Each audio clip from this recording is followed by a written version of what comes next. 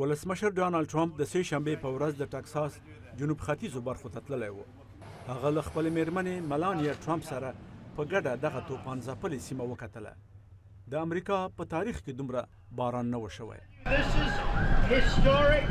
دا یوه تاریخي پیښه ده.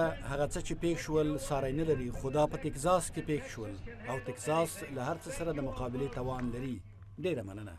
د سیمې چارواکو ولسمشر ډانلډ ټرمپ ته د ژغورنې او نورو عملیاتو په اړه معلومات ورکړل.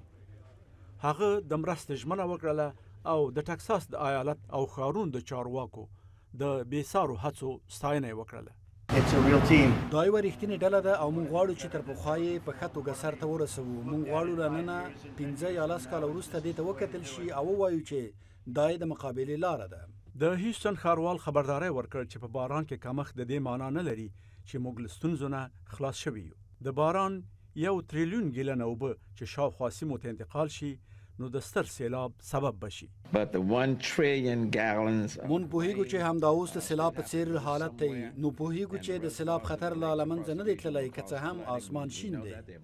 چارواکي دا هم وایي چې له سیلاب نه وروسته به عادي حالت ته راستنېدل ډېر وخت وغواړي. تقریبا 10,000 کسان په موقتي پناهګاهګانو کې ساتل کیږي. د هیوستن یوه اوسیدونکې وایي ما تصور هم نه کاوه چې دومره ستره فاجعه به رامنځته شي. دا ډیره ویرونکې ده.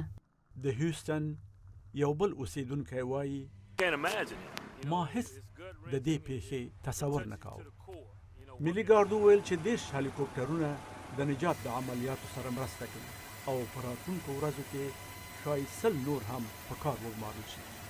پر دې سربیره 10,000 ساتونکي او د امریکا د سمندري قواو وسایل چې په وچه او سمندر دواړو کې کار کولی شي د نجات لپاره راغوښتل شوي دي. د پوځ هره اداره چې زموږ له ملکي چارواکو سره مرسته کولی شي او د هاروي توپان په مقابل کې د ژغورنې کارونه سرته رسولی شي هغه په کار ګمارل شوي دي. دا له وخت نه مخکې خبره ده چې د حکومت د هڅو ارزونه وشي. همدارنګه کله چې اوبه کینی نو دا به په راتلونکو څو ورځو کې معلومه شي چې د ځاني او مالی تلفاتو کچه څومره ده.